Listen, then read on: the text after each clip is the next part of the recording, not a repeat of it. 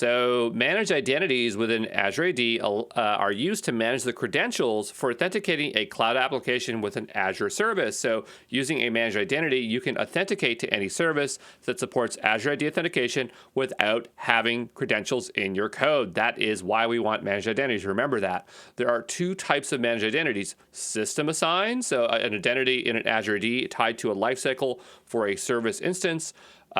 When the resource is deleted, so is the system assigned to the managed identity. For user assigned, it's an identity assigned to one or more instance of services. The identity is managed separately from the resource.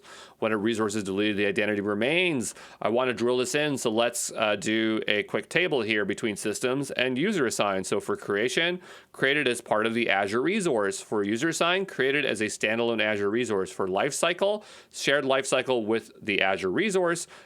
For user assigned, it has an independent lifecycle. For deletion, when you delete the resource, so does the identity go with it.